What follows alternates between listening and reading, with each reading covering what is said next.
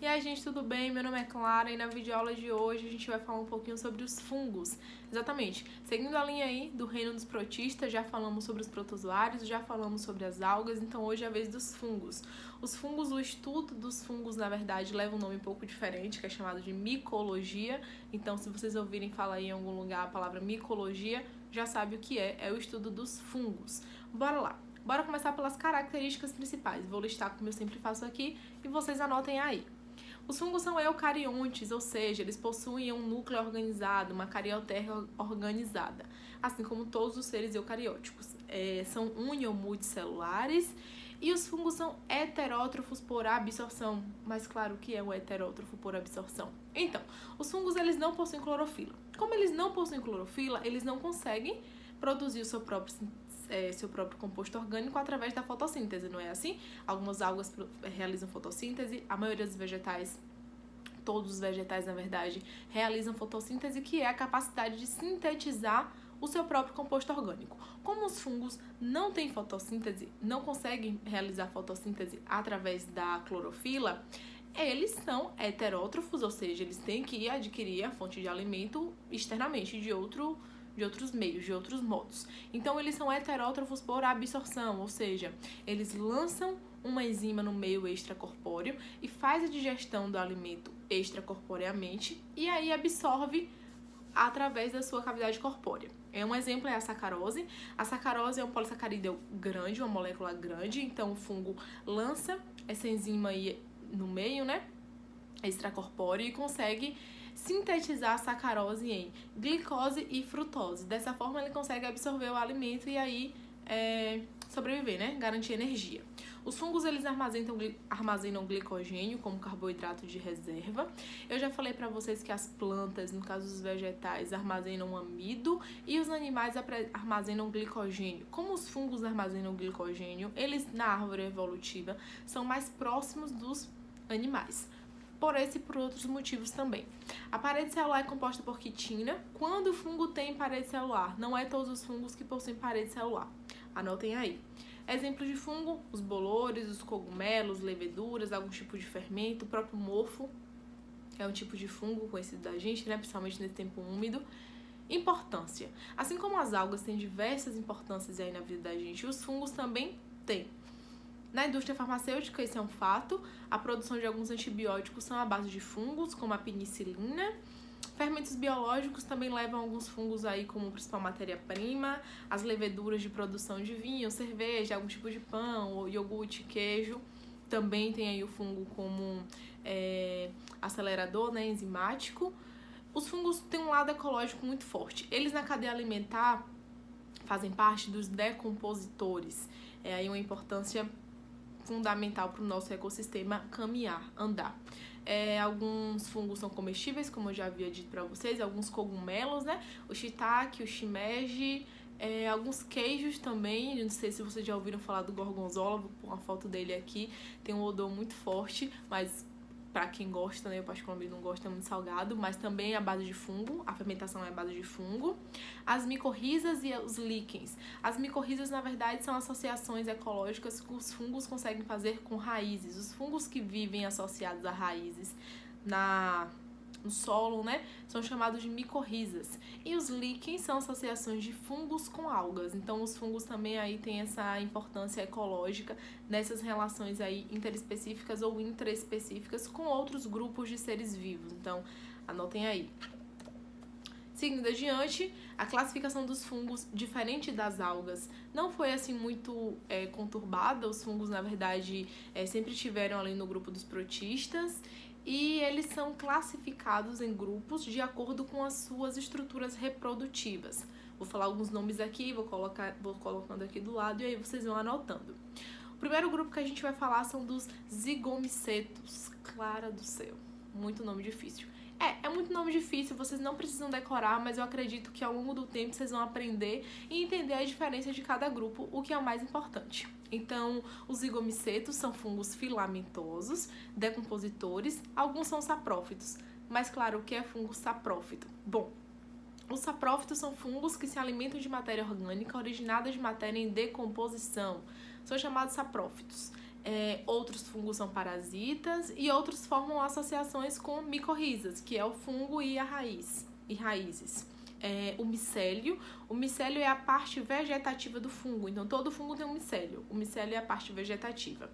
Então o micélio dos zigomicetos são formados por hifas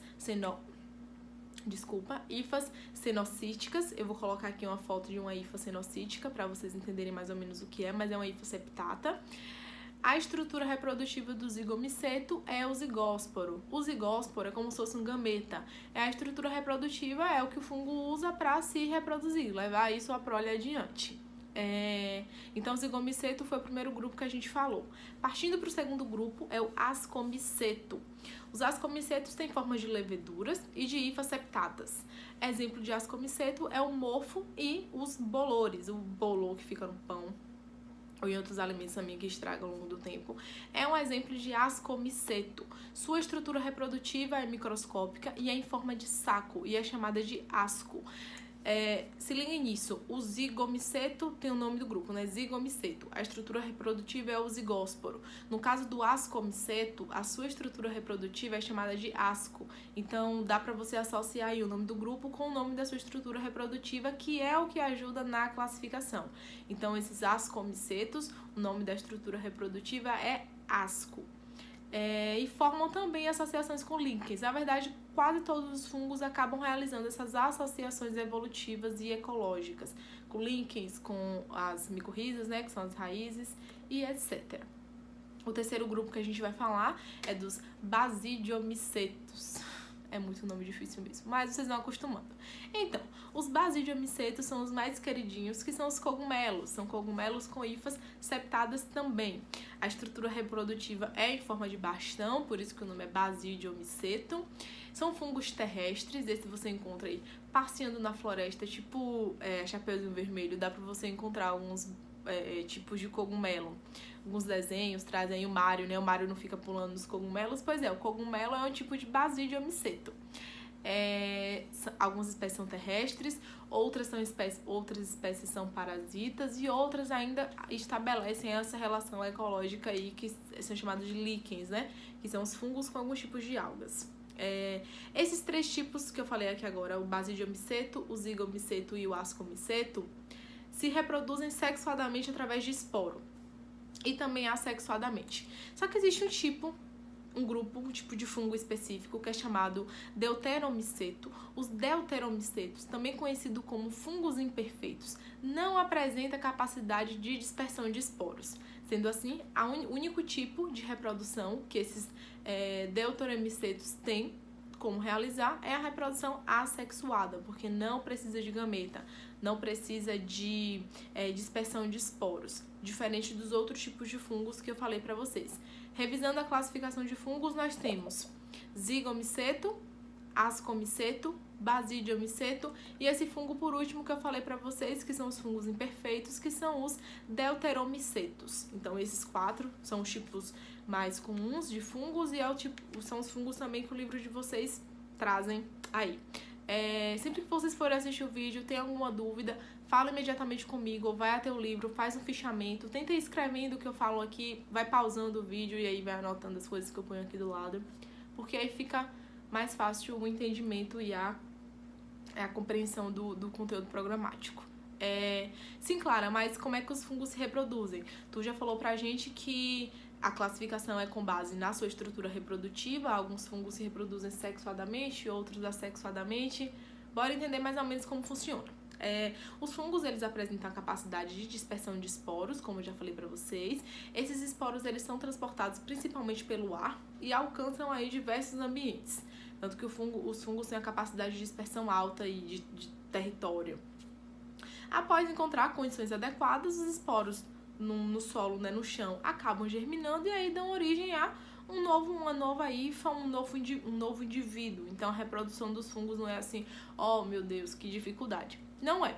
É bem de boa e é bem simples comparada a outros tipos de reprodução de outros seres vivos. A reprodução dos fungos pode ser sexuadamente, através desses esporos, e assexuadamente. Assexuadamente pode ser por brotamento mesmo. Vou colocar aqui os tipos, né, os desenhos, e no livro de vocês também vem explicando bastante como é que funciona essa reprodução dos fungos, mas basicamente os fungos podem se reproduzir assexuadamente e sexuadamente. Sexuadamente por esporos e assexuadamente sem a necessidade desses esporos, desses gametas. Terminei a aula por aqui. Qualquer dúvida podem me procurar. Vão até o livro, façam um fichamento, revejam o vídeo se necessário e dessa forma a gente conclui o reino dos protistas. A gente já falou dos protozoários, a gente já falou das algas e agora por fim os fungos. Eu espero que vocês tenham entendido. Volto a dizer, qualquer dúvida, qualquer reclamação, podem me procurar. Tchau, até a próxima.